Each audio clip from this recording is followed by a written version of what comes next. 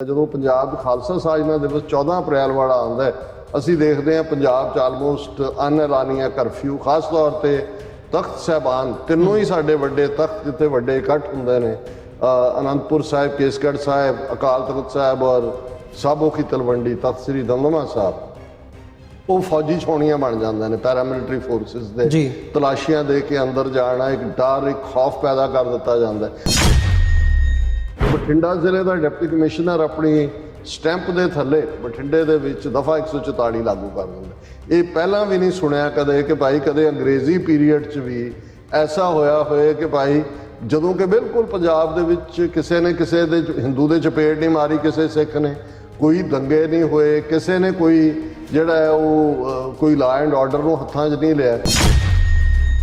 ਹਕੂਮਤ ਨੂੰ back track ਆਪਣੇ ਸਟੈਪ ਕਰਨੇ ਪਏ। ਉਹਨਾਂ ਨੇ ਡਿਨਾਈ ਕੀਤਾ ਨਹੀਂ ਜੀ ਨਹੀਂ ਕਦੇ ਦਫਾ 144 ਲਾਈ ਨਹੀਂ ਹੈ। ਹਾਲਾਂ ਉਹਦੇ ਜਵਾਬ 'ਚ ਈਵਨ ਡਾਕਟਰ ਧਰਮਵੀਰ ਗਾਂਧੀ ਨੇ DC ਬਠਿੰਡਾ ਦਾ ਉਹ ਜਿਹੜੀ ਆਰਡਰ ਸੀ ਵਿਦ ਸਿਗਨੇਚਰ ਉਹ ਵੀ ਛਾਪਿਆ। ਉਹਦੇ ਬਾਵਜੂਦ ਕਿ ਦਫਾ 144 ਕੱਲੇ ਦੀ ਤਲਾਸ਼ੀ ਦੇ ਕੇ ਅੰਦਰ ਜਾਣ ਦਾ, ਲੇਕਿਨ ਤਖਤ ਸ੍ਰੀ ਦਮਦਮਾ ਸਾਹਿਬ ਵਿਖੇ ਰਿਕਾਰਡ ਤੋੜ ਇਕੱਠ ਹੋਇਆ। ਜਿਹੜੇ ਅੱਜ ਤੋਂ ਮਹੀਨਾ ਪਹਿਲਾਂ ਤੱਕ ਹਰ ਗੱਲ ਲਈ ISI ਦੇ ਖਾਤੇ 'ਚ ਪਾ ਕੇ ISI ਨੇ ਕਰਵਾਤਾ ਜੀ। ਹੁਣ ਮੈਂ ਦੇਖਦਾ ਉਹਨਾਂ ਦਾ ਇੱਕ ਪ੍ਰੋਗਰਾਮ ਗ੍ਰੈਵਿਟਾਸ ਹੈ ਜਿਹਦੇ ਬੜੀ ਸ਼ਰੂਡ ਐਂਕਰ ਹੈ 2-3। ਹੁਣ ਉਹਨਾਂ ਨੇ ਇਹ ਮਾਡਲ ਦੇਣਾ ਸ਼ੁਰੂ ਕੀਤਾ ਹੈ ਕਿ ਵੈਸਟਰਨ ਕੰਟਰੀਜ਼ ਜਿਹਨਾਂ 'ਚ ਅਮਰੀਕਾ, ਕੈਨੇਡਾ, UK ਔਰ ਈਵਨ ਆਸਟ੍ਰੇਲੀਆ ਨੂੰ ਵੀ ਅਜੇ ਨਾਲ ਆ, ਉਹ ਨਹੀਂ ਚਾਹੁੰਦੇ ਕਿ ਇੰਡੀਆ ਪ੍ਰੋਗਰੈਸ ਕਰੇ। ਵੈਸਟਰਨ ਕੰਟਰੀਜ਼ ਦਾ ਏਜੰਡਾ ਖਾਲਿਸਤਾਨ ਬਣਾਉਣ ਦਾ। ਦੈਟ ਇਜ਼ ਵਾਈ ਉਹ ਨਾ ਝੰਡਿਆਂ ਤੇ ਪਾਬੰਦੀ ਲਾਉਂਦੇ ਨੇ, ਨਾ ਉਹਨਾਂ ਨੂੰ ਕਰਦੇ ਨੇ, ਉਹ ਤਾਂ ਪ੍ਰੋਕਲੇਮੇਸ਼ਨ ਤੇ ਪ੍ਰੋਕਲੇਮੇਸ਼ਨ ਦੇ ਰਹੇ। ਅਮਰੀਕਾ, ਕੈਨੇਡਾ ਦੇ ਵਿੱਚ ਵੱਡੇ ਲੈਵਲ ਦੇ ਉੱਤੇ ਜਦੋਂ ਨਗਰ ਕੀਰਤਨ ਨਿਕਲਦੇ ਆ, ਪਹਿਲਾਂ ਵਾਸ਼ਿੰਗਟਨ DC ਅਸੀਂ ਵੀ ਕਵਰ ਕੀਤਾ, ਸਟਾਕਟਨ ਹੋਇਆ, ਕੈਲੀਫੋਰਨੀਆ ਦੇ ਵਿੱਚ ਹੋਰ ਥਾਵਾਂ ਦੇ ਉੱਤੇ, ਨਿਊਯਾਰਕ ਦਾ ਨਗਰ ਕੀਰਤਨ ਮਤਲਬ ਪਰੇਡ ਜਿਹੜੀ ਆ ਉਹ ਅਸੀਂ ਪਰਸੋਂ ਉਹਦੀ ਕਵਰੇਜ ਕੀਤੀ ਹੈ, ਕੱਲ ਅਸੀਂ ਚਲਾਈ ਹੈ। ਮੀਂਹ ਕਰਕੇ ਅਸੀਂ ਉਹਨੂੰ ਲਾਈਵ ਕਵਰ ਨਹੀਂ ਕਰ ਸਕੇ। ਜਾਂ ਕੱਲ ਦਾ ਜਿਹੜਾ ਦਿਨ ਸੀ ਟੋਰਾਂਟੋ ਦੇ ਵਿੱਚ ਵੱਡਾ ਨਗਰ ਕੀਰਤਨ ਕੱਢਿਆ ਗਿਆ, ਜਸਟਿਨ ਟਰੂਡੋ ਤੇ ਹਰਜੀਤ ਸਿੰਘ ਸੱਜਣ ਤੇ ਉਹਨਾਂ ਦੀ ਜਿਹੜੀ ਕੈਬਨਿਟ ਦੇ ਮੈਂਬਰਸ ਨੇ ਉਹਨਾਂ ਨੇ ਹਾਜ਼ਰੀ ਭਰੀ ਹੈ ਉਸ ਨਗਰ ਕੀਰਤਨ ਦੇ ਵਿੱਚ। ਵੈਂਕੂਵਰ ਸਰੀ ਤੁਸੀਂ ਉੱਥੇ ਹਾਜ਼ਰੀ ਲਵਾਈ ਹੈ, ਸਭ ਤੋਂ ਵੱਡਾ ਇਕੱਠ, 7 ਲੱਖ ਪੁਰਾਣੀ ਉੱਥੇ ਸੰਗਤ ਪਹੁੰਚੀ। ਤੇ ਮਤਲਬ ਜਦੋਂ ਅਸੀਂ ਓਵਰਆਲ ਦੇਖਦੇ ਹਾਂ, ਆਸਟ੍ਰੇਲੀਆ ਹੋਵੇ, UK ਹੋਵੇ ਜਾਂ ਯੂਰਪ ਦੇ ਵਿੱਚ, ਮਤਲਬ ਕਿੰਨੀਆਂ ਥਾਵਾਂ ਦੇ ਉੱਤੇ ਮਤਲਬ ਅਸੀਂ ਦੁਨੀਆ ਭਰ ਦੇ ਵਿੱਚ ਦੇਖ ਰਹੇ ਹਾਂ ਜਿੱਥੇ ਜਸ਼ਨ ਹੁੰਦੇ ਆ, ਉੱਥੇ ਨਾਲ ਹੀ ਨਾਲ ਇੱਕ ਪ੍ਰੋਟੈਸਟ ਦੇ ਰੂਪ ਦੇ ਵਿੱਚ ਵੀ ਨਜ਼ਰ ਸਾਡੇ ਸਾਹਮਣੇ ਆਉਂਦੀ ਹੈ, ਆਵਾਜ਼ ਸਾਹਮਣੇ ਆਉਂਦੀ ਹੈ। ਉਹ ਹੈਗੀ ਹੈ ਵੀ ਖਾਲਿਸਤਾਨ ਦੇ ਪ੍ਰਤੀ ਜਿਹੜੀ ਵਚਨਬੱਧਤਾ ਹੈ ਉਹ ਕੌਮ ਨੇ ਮੁੜ ਦੁਹਰਾਈ ਹੈ। ਹੁਣ ਇੱਕ ਪਾਸੇ ਹਕੂਮਤ ਉਹ ਨੈਰੇਟਿਵ ਸਿਰਜਦੀ ਹੈ ਜੀ ਇਹ ਫ੍ਰਿੰਜ ਐਲੀਮੈਂਟਸ ਨੇ, ਸਾਡੇ ਪੰਜਾਬੀ 'ਚ ਉਹਨੂੰ ਕਹਿ ਦਿੰਦੇ ਆ ਰਿਡੀਕਿਊਲ ਕਰਨ ਦੇ ਲਈ ਜੀ ਇਹ ਤੇ ਦੁਕਾਨਾਂ ਖੋਲੀਆਂ ਹੋਈਆਂ ਨੇ ਤੇ ਇਹ 2.5 ਟੋਟਲੂ ਨੇ।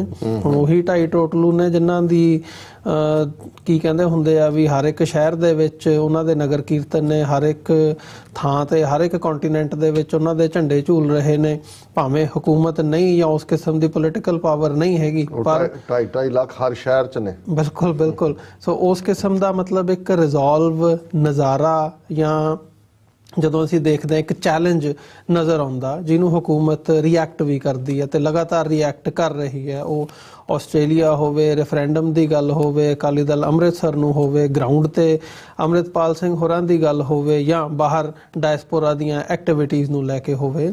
ਸੋ ਓਵਰਆਲ ਇਹ ਸਾਰੇ ਨੂੰ ਤੁਸੀਂ ਕਿਵੇਂ ਦੇਖ ਰਹੇ ਹੋ ਜਿਸ ਕਿਸਮ ਦਾ ਮਾਹੌਲ ਇਸ ਵਕਤ ਬਣਿਆ ਹੋਇਆ ਤੇ ਖਾਲਸਾ ਸਾਜਣਾ ਦਿਵਸ ਦੇ ਦਿਹਾੜੇ ਨੂੰ ਮੁੱਖ ਰੱਖਦਿਆਂ ਹੋਇਆਂ ਜਿਹੜਾ ਰਿਜ਼ੋਲਵ ਕੌਮ ਨੇ ਦਿਖਾਇਆ?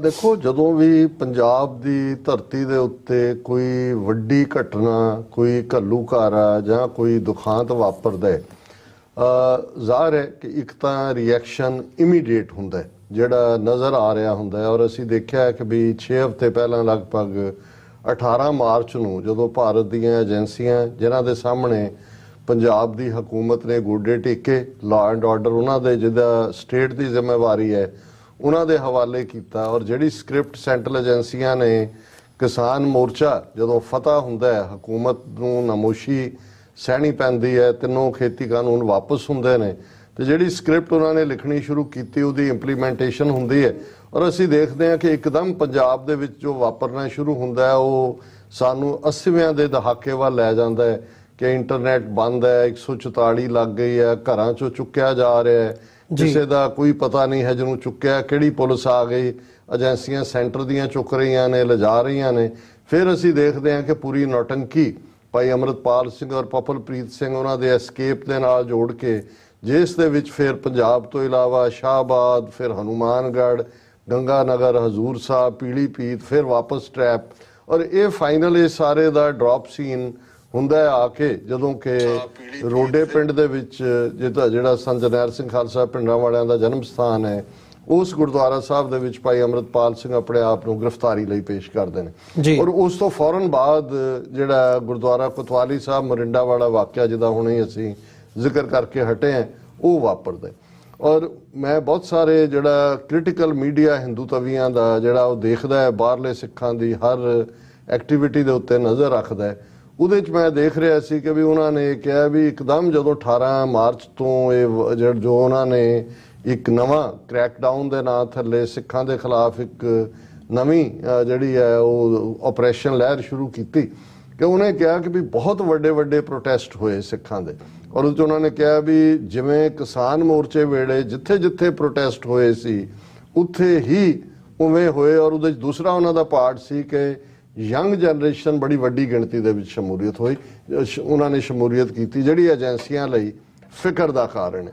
ਹੁਣ ਅਸੀਂ ਦੇਖਦੇ ਹਾਂ ਵੀ 18 ਮਾਰਚ ਤੋਂ ਇਹ ਵਰਤਾਰਾ ਜਾਰੀ ਸੀ, ਔਰ ਜਦੋਂ ਤੱਕ ਇਹ ਪਾਰਟ ਸਾਹਮਣੇ ਆਂਦਾ ਹੈ ਪੰਜਾਬ ਦੇ ਵਿੱਚ, ਜੇ ਅਸੀਂ ਗੱਲ ਕਰੀਏ ਕਿ ਵੀ ਇਕੱਲਾ ਇਹੀ ਨਹੀਂ ਵੀ ਉਹਨਾਂ ਨੇ ਪਹਿਲਾ ਫੇਜ਼ ਲਿਆਂਦਾ, ਜਦੋਂ ਪੰਜਾਬ 'ਚ ਖਾਲਸਾ ਸਾਜਨਾ ਦਿਵਸ 14 ਅਪ੍ਰੈਲ ਵਾਲਾ ਆਉਂਦਾ ਹੈ, ਅਸੀਂ ਦੇਖਦੇ ਹਾਂ ਪੰਜਾਬ 'ਚ ਆਲਮੋਸਟ ਅਨਐਲਾਨੀਆ ਕਰਫਿਊ, ਖਾਸ ਤੌਰ ਤੇ ਤਖਤ ਸਾਹਿਬਾਨ, ਤਿੰਨੋਂ ਹੀ ਸਾਡੇ ਵੱਡੇ ਤਖਤ ਜਿੱਥੇ ਵੱਡੇ ਇਕੱਠ ਹੁੰਦੇ ਨੇ, ਅਨੰਦਪੁਰ ਸਾਹਿਬ, ਕੇਸਗੜ੍ਹ ਸਾਹਿਬ, ਅਕਾਲ ਤਖਤ ਸਾਹਿਬ ਔਰ ਸਾਬੋ ਕੀ ਤਲਵੰਡੀ, ਤਖਤ ਸ੍ਰੀ ਦਮਦਮਾ ਸਾਹਿਬ, ਉਹ ਫੌਜੀ ਛਾਉਣੀਆਂ ਬਣ ਜਾਂਦੇ ਨੇ ਪੈਰਾਮਿਲਟਰੀ ਫੋਰਸਿਸ ਦੇ। ਤਲਾਸ਼ੀਆਂ ਦੇ ਕੇ ਅੰਦਰ ਜਾਣਾ, ਇੱਕ ਡਰ, ਇੱਕ ਖੌਫ ਪੈਦਾ ਕਰ ਦਿੱਤਾ ਜਾਂਦਾ। ਔਰ ਬਠਿੰਡਾ ਜ਼ਿਲ੍ਹੇ ਦਾ ਡਿਪਟੀ ਕਮਿਸ਼ਨਰ ਆਪਣੀ ਸਟੈਂਪ ਦੇ ਥੱਲੇ ਬਠਿੰਡੇ ਦੇ ਵਿੱਚ ਦਫਾ 144 ਲਾਗੂ ਕਰ ਦਿੰਦਾ। ਇਹ ਪਹਿਲਾਂ ਵੀ ਨਹੀਂ ਸੁਣਿਆ ਕਦੇ ਕਿ ਭਾਈ ਕਦੇ ਅੰਗਰੇਜ਼ੀ ਪੀਰੀਅਡ 'ਚ ਵੀ ਐਸਾ ਹੋਇਆ ਹੋਏ ਕਿ ਭਾਈ ਜਦੋਂ ਕਿ ਬਿਲਕੁਲ ਪੰਜਾਬ ਦੇ ਵਿੱਚ ਕਿਸੇ ਨੇ ਕਿਸੇ ਦੇ ਹਿੰਦੂ ਦੇ ਚਪੇੜ ਨਹੀਂ ਮਾਰੀ, ਕਿਸੇ ਸਿੱਖ ਨੇ, ਕੋਈ ਦੰਗੇ ਨਹੀਂ ਹੋਏ, ਕਿਸੇ ਨੇ ਕੋਈ ਜਿਹੜਾ ਹੈ ਉਹ ਕੋਈ ਲਾ ਐਂਡ ਆਰਡਰ ਨੂੰ ਹੱਥਾਂ 'ਚ ਨਹੀਂ ਲਿਆ। ਇਹਦੇ ਬਾਵਜੂਦ ਇਹ ਡਰ ਔਰ ਸਹਿਮ ਦਾ ਮਾਹੌਲ ਜੋ ਉਹਨਾਂ ਨੇ 18 ਮਾਰਚ ਤੋਂ ਸਿੱਖਾਂ ਨੂੰ ਸਬਕ ਸਿਖਾਉਣ ਲਈ ਸੀ, ਉਹਦੀ ਅਗਲੀ ਕੜੀ ਸੀ। ਸੋ ਇਸ 'ਚ ਸਾਰੇ ਦੇ ਚੱਲਦੇ ਆ ਦੋਨੋਂ ਪਾਸੇ ਇਸ ਗੱਲ ਵੱਲ ਧਿਆਨ ਗਿਆ ਕਿ ਪੰਜਾਬ ਦੇ ਸਿੱਖ ਕਿਵੇਂ ਰਿਐਕਟ ਕਰਨਗੇ ਤੇ ਬਾਹਰਲੇ ਸਿੱਖ ਕਿਵੇਂ ਕਰਨਗੇ। ਮੈਂ ਸਮਝਦਾ ਵੀ ਪੰਜਾਬ ਦੇ ਸਿੱਖਾਂ ਨੇ ਵੀ ਇਹਦੇ ਬਾਵਜੂਦ ਕਿ ਦਫਾ 144 ਕੱਲੇ ਦੀ ਤਲਾਸ਼ੀ ਦੇ ਕੇ ਅੰਦਰ ਜਾਣ ਦਾ, ਲੇਕਿਨ ਤਖਤ ਸ੍ਰੀ ਦਮਦਮਾ ਸਾਹਿਬ ਵਿਖੇ ਰਿਕਾਰਡ ਤੋੜ ਇਕੱਠ ਹੋਇਆ। ਔਰ ਜਿਹੜੀ ਤਖਤ ਸਾਹਿਬ ਦੇ ਨਾਲ ਲੱਗਦੇ ਸ਼੍ਰੋਮਣੀ ਅਕਾਲੀ ਦਲ ਅੰਮ੍ਰਿਤਸਰ ਦੀ ਸਿਆਸੀ ਕਨਵੈਨਸ਼ਨ ਹੁੰਦੀ ਹੈ, ਉਹ ਵੀ ਪੈਕ ਟੂ ਦਾ ਕੈਪੈਸਿਟੀ ਸੀ। ਸੋ ਇਸੇ ਤਰ੍ਹਾਂ ਬਾਕੀ ਗੁਰਦੁਆਰਾ ਸਾਹਿਬਾਨ 'ਚ ਵੀ। ਔਰ ਦੈਨ ਹਕੂਮਤ ਨੂੰ ਬੈਕ ਟਰੈਕ ਆਪਣੇ ਸਟੈਪ ਕਰਨੇ ਪਏ। ਉਹਨਾਂ ਨੇ ਡਿਨਾਈ ਕੀਤਾ ਨਹੀਂ, ਜਿਹਨੇ ਕਦੇ ਦਫਾ 144 ਲਾਈ ਨਹੀਂ ਹੈ। ਹਾਲਾਂ ਉਹਦੇ ਜਵਾਬ 'ਚ ਈਵਨ ਡਾਕਟਰ ਧਰਮਵੀਰ ਗਾਂਧੀ ਨੇ ਡੀਸੀ ਬਠਿੰਡਾ ਦਾ ਉਹ ਜਿਹੜੀ ਆਰਡਰ ਸੀ ਵਿਦ ਸਿਗਨੇਚਰ ਉਹ ਵੀ ਛਾਪਿਆ। ਸੋ ਹਕੂਮਤ ਨੇ ਦੇਖਿਆ ਵੀ ਪੰਜਾਬ ਦੇ ਵਿੱਚ ਉਹ ਡਰ ਵਾਲੀ ਗੱਲ ਚੱਲੀ ਨਹੀਂ ਹੈ। ਔਰ ਬਾਹਰ ਜਿਹੜਾ ਪ੍ਰੈਸ਼ਰ ਇਸ ਪੀਰੀਅਡ ਦੇ ਵਿੱਚ ਸਿੱਖਾਂ ਨੇ ਬਿਲਟ ਕੀਤਾ, ਕਿਉਂਕਿ ਬਹੁਤ ਸਾਰੀ ਚੀਜ਼ਾਂ ਅਸੀਂ ਦੇਖਦੇ ਹਾਂ ਕਿ ਆਸਟ੍ਰੇਲੀਆ ਦੇ ਹਵਾਲੇ ਨਾਲ ਜੇ ਗੱਲ ਕਰੀਏ ਕਿ ਭਾਈ ਕਿਵੇਂ ਈਵਨ ਕੈਨਬਰਾ 'ਚ ਉਹਨਾਂ ਨੇ ਪੱਕਾ ਮੋਰਚਾ ਲਾਇਆ ਪਾਰਲੀਮੈਂਟ ਦੇ ਬਾਹਰ, ਔਰ 6 ਮੈਂਬਰ ਪਾਰਲੀਮੈਂਟ ਬਾਹਰ ਨਿਕਲ ਕੇ ਬੋਲਦੇ ਨੇ। ਅਮਰੀਕਾ ਦੇ ਵਿੱਚ US ਕਾਕਸ ਦੇ ਮੈਂਬਰ ਜਿਹੜੇ ਨੇ ਇਸ ਤੇ ਆਵਾਜ਼ ਚੁੱਕਦੇ ਨੇ। ਕੈਨੇਡਾ ਦੇ ਵਿੱਚ ਜਿਹੜੇ ਨੇ ਉਹ NDP ਦੇ ਲੀਡਰ ਵੀ ਔਰ ਡਿਪਟੀ ਲੀਡਰ ਟਿਮ ਉਪਲ ਕੰਜ਼ਰਵੇਟਿਵ ਦੇ, ਜਗਮੀਤ ਸਿੰਘ ਔਰ ਟਿਮ ਉਪਲ, ਉਹਨਾਂ ਦੇ ਟਵੀਟ ਵੀ ਬਲੌਕ ਕਰ ਦਿੱਤੇ ਜਾਂਦੇ ਨੇ। UK ਦੀ ਪਾਰਲੀਮੈਂਟ 'ਚ ਵੀ ਗੂੰਜਦੀ ਹੈ ਗੱਲ। ਔਰ ਇਹ ਸਾਰੇ ਪਾਸੇ ਖਬਰ ਸਣੇ, ਈਵਨ ਵਾਸ਼ਿੰਗਟਨ ਪੋਸਟ ਤੱਕ ਜਦੋਂ ਉਹਨਾਂ ਨੇ ਕਲੈਂਪ ਡਾਊਨ ਔਰ ਦੂਸਰੇ ਦੀ ਗੱਲ ਕੀਤੀ।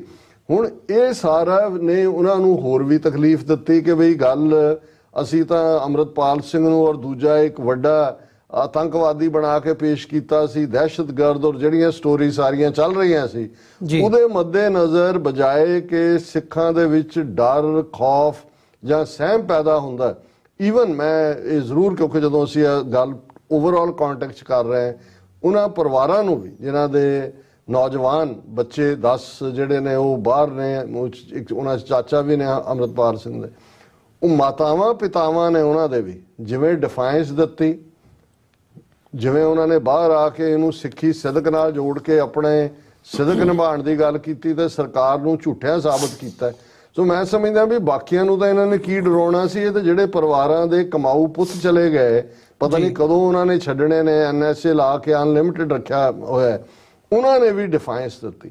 ਹੁਣ ਉਸ ਤੋਂ ਬਾਅਦ ਸੈਕੰਡ ਪਾਰਟ ਸੀ ਕਿ ਬਾਹਰ ਕੀ ਰਿਐਕਸ਼ਨ ਹੁੰਦਾ। ਸੋ ਮੈਂ ਸਮਝਦਾ ਵੀ ਬਾਹਰ ਕੁਦਰਤੀ, ਕਿਉਂਕਿ ਇਹ ਅਪ੍ਰੈਲ ਦਾ ਮਹੀਨਾ ਜਦੋਂ ਕਿ ਅਸੀਂ ਦੇਖਦੇ ਹਾਂ ਵੀ ਕਿਤੇ ਸਿੱਖ ਹੈਰੀਟੇਜ ਮੰਥ ਹੈ, ਓਨਟਾਰੀਓ ਤੋਂ ਇਹ ਗੱਲ ਸ਼ੁਰੂ ਹੋਈ, ਔਰ ਅਮਰੀਕਾ ਦੇ ਵਿੱਚ ਅਸੀਂ ਇਸ ਵਰੇ ਦੇ ਵਿੱਚ ਆਲਮੋਸਟ 5 ਹੋਰ ਸਟੇਟਾਂ ਨੇ ਜਿਹੜਾ ਇਹਨੂੰ ਅਪ੍ਰੈਲ ਨੂੰ ਸਿੱਖ ਨੈਸ਼ਨਲ ਡੇ ਵਜੋਂ ਰੈਕਗਨਾਈਜ਼ ਕੀਤਾ। ਹੁਣ 17 ਅਮਰੀਕਾ ਦੀਆਂ ਸਟੇਟਾਂ ਨੇ ਜਿਨ੍ਹਾਂ ਨੇ ਪ੍ਰੋਕਲੇਮ ਕੀਤਾ ਇਹ ਸਾਰਿਆਂ ਨੂੰ, ਔਰ ਕੈਪੀਟਲਸ ਦੇ ਵਿੱਚ ਉਹਨਾਂ ਸਟੇਟਾਂ ਦੇ, ਉਹ ਆਸਟਨ ਹੋਏ ਟੈਕਸਾਸ ਦੀ, ਜਾਂ ਮੈਰੀਲੈਂਡ ਸਟੇਟ ਹੋਏ, ਜਾਂ ਵਾਸ਼ਿੰਗਟਨ ਸਟੇਟ ਦਾ ਹੋਏ, ਵੱਡੇ ਫੰਕਸ਼ਨ ਕਰਕੇ ਜਿਹੜਾ ਉਹਨਾਂ ਦੇ ਜਿਹਦੇ ਸੈਨੇਟਰ ਔਰ ਦੂਸਰੇ ਸਾਰੇ ਮੌਜੂਦ ਸੀ, ਇਸ ਪਾਰਟ ਨੂੰ ਰੈਕਗਨਾਈਜ਼ ਕੀਤਾ। ਸੋ ਇਹ ਪੋਲੀਟੀਕਲ ਲੈਵਲ ਦੀ ਰੈਕਗਨੀਸ਼ਨ, ਔਰ ਐਜ਼ ਯੂਜੂਅਲ ਸਾਰਿਆਂ ਦੇ ਹੈਡ ਆਫ ਦਾ ਸਟੇਟਸ ਦੇ ਸਿੱਖਾਂ ਦੇ ਲਈ ਵਧਾਈ ਸੁਨੇਹੇ ਆਏ।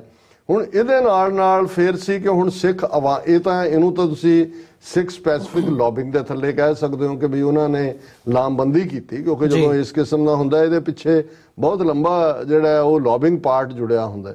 ਹੁਣ ਕਾਮਨ ਆਵਾਮ ਦਾ, ਹੁਣ ਜੇ ਅਸੀਂ ਸ਼ੁਰੂ ਕਰੀਏ ਕਿ ਪਹਿਲਾ ਕੈਪੀਟਲ ਹਿੱਲ ਦੇ ਉੱਤੇ, ਕਿਉਂਕਿ ਅਪ੍ਰੈਲ ਦੇ ਸ਼ੁਰੂ ਹੁੰਦਿਆਂ ਹੀ ਕਿਉਂ ਬਹੁਤਿਆਂ ਨੂੰ ਹੁੰਦਾ ਵੀ ਬਹੁਤ ਸਾਰੀਆਂ ਥਾਵਾਂ ਤੇ ਉਹੀ ਡੇਟਸ ਜਿਹੜੀਆਂ ਨੇ ਇੱਕ ਦੂਜੇ ਨਾਲ ਨਾ ਹੋਣ, ਸੋ ਪਹਿਲਾ ਵੀਕਐਂਡ 7-8 ਅਪ੍ਰੈਲ ਵਾਲਾ ਜਿਹੜਾ ਸੀ ਉਹ ਵਾਸ਼ਿੰਗਟਨ DC 'ਚ ਕੈਪੀਟਲ ਹਿੱਲ ਤੇ ਮਾਰਚ ਸੀ। ਉਹਨੂੰ ਅਸੀਂ ਵੀ ਲਾਈਵ ਕਵਰ ਕੀਤਾ, ਮੈਂ ਡੀਟੇਲ 'ਚ ਨਹੀਂ ਜਾਵਾਂਗਾ।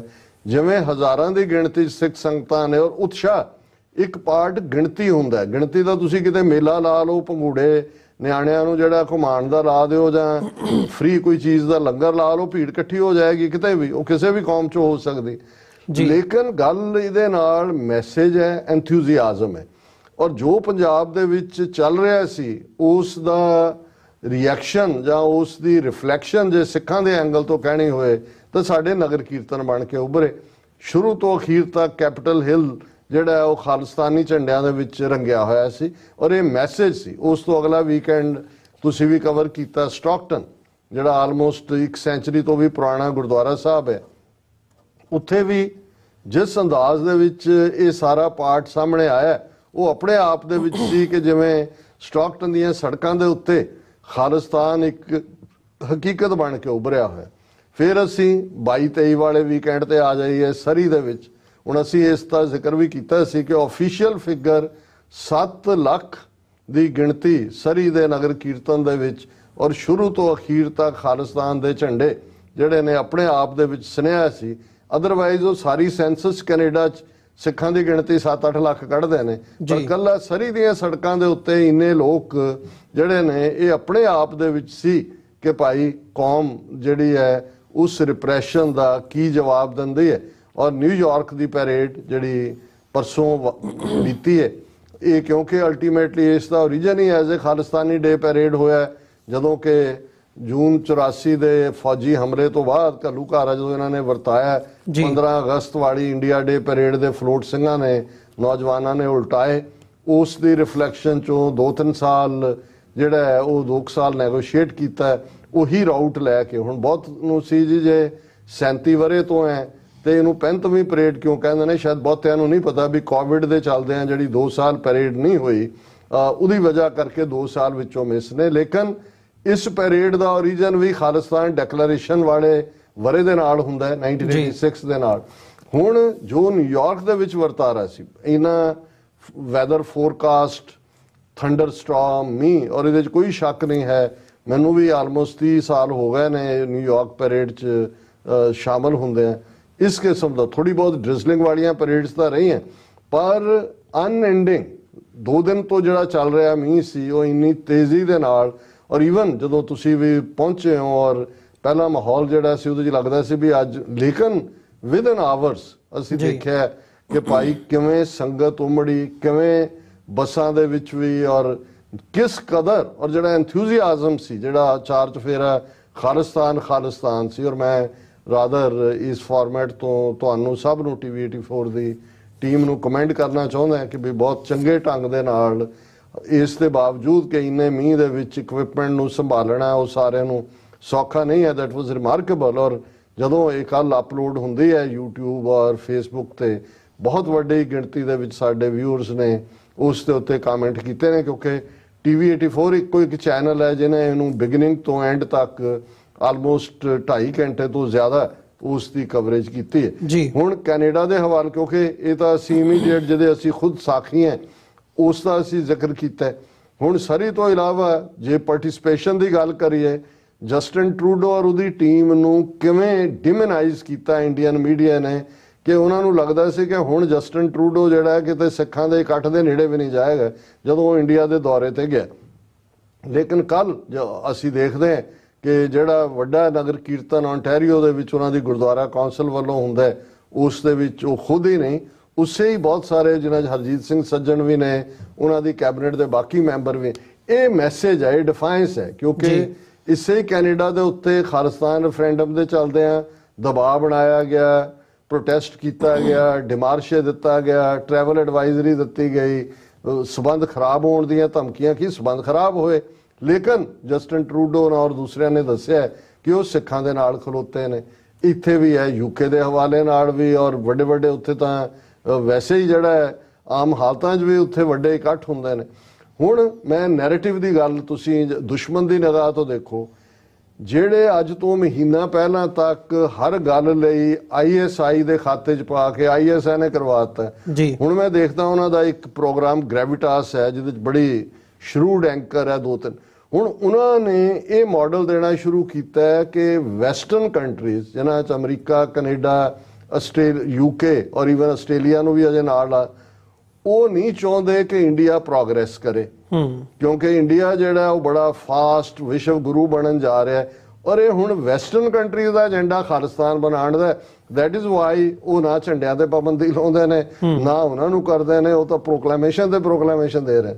ਮੈਨੂੰ ਪਸੰਦ ਆਈ ਇਹ ਗੱਲ ਕਿ ਵੀ ਜ਼ਰੂਰ, ਕਿਉਂਕਿ ਜੇ ਇਹ ਐਕਿਊਜ਼ੇਸ਼ਨ ਦੇਣਗੇ ਸਰਟਨਲੀ ਵੈਸਟਰਨ ਕੰਟਰੀਜ਼ ਜਾਂ ਦੂਸਰਿਆਂ ਨੂੰ ਇਹ ਲੱਗੇਗਾ ਕਿ ਵੀ ਇਹ ਜ਼ਰੂਰ ਇਹਦੇ 'ਚ ਕੋਈ ਨਾ ਕੋਈ ਚੰਗੀ ਗੱਲ ਹੋਣੀ ਹੈ ਜਿਹੜੀ ਇਹ ਕਹਿ ਰਹੇ ਨੇ। ਔਰ ਸਾਨੂੰ ਸਰਟਨਲੀ, ਔਰ ਅੱਜ ਹੀ ਸਾਡੇ ਦੋਸਤ ਮਲਕ ਸਾਹਿਬ ਉਹਨਾਂ ਨੇ ਮੈਨੂੰ ਵੁਡਰੋ ਵਿਲਸਨ ਜਿਹੜਾ ਫਸਟ ਵਰਲਡ ਵਾਰ ਵੇਲੇ ਅਮਰੀਕਾ ਦਾ ਪ੍ਰੈਜ਼ੀਡੈਂਟ ਸੀ, ਔਰ ਪ੍ਰੈਜ਼ੀਡੈਂਟ ਰੂਜ਼ਵੈਲਟ ਜਿਹੜਾ ਸੈਕੰਡ ਵਰਲਡ ਵਾਰ ਵੇਲੇ ਸੀ, ਉਹਨਾਂ ਨੇ ਜਿਹੜਾ ਇੱਕ ਪੇਜ ਭੇਜਿਆ ਕਿ ਕਿਵੇਂ ਜਦੋਂ ਅਸੀਂ ਆਜ਼ਾਦੀ ਦੀ ਗੱਲ ਕਰਦੇ ਹਾਂ ਵੀ ਇੰਡੀਆ ਨੂੰ ਆਜ਼ਾਦੀ ਮਿਲੀ ਜਾਂ ਦੂਜੇ ਨੂੰ ਮਿਲੀ ਉਸ ਖਿੱਤੇ 'ਚ, ਉਹਨਾਂ ਨੇ ਕਿਹਾ ਜੀ ਕਿਵੇਂ ਵੁਡਰੋ ਵਿਲਸਨ ਨੇ ਪਹਿਲੇ ਵਰਲਡ ਵਾਰ ਸ਼ੁਰੂ 'ਚ ਸ਼ਮੂਲੀਅਤ ਨਹੀਂ ਸੀ, ਇਸ ਸ਼ਰਤ ਤੇ ਭਾਵੇਂ ਵਰਬਲ ਸੀ, ਉਹ ਇਸ ਸ਼ਰਤ ਤੇ ਕੀਤੀ ਸੀ ਕਿ ਬ੍ਰਿਟਿਸ਼ ਜਿਹੜੇ ਨੇ ਉਹ ਕਾਲੋਨੀਜ਼ ਨੂੰ ਆਜ਼ਾਦ ਕਰਨਗੇ।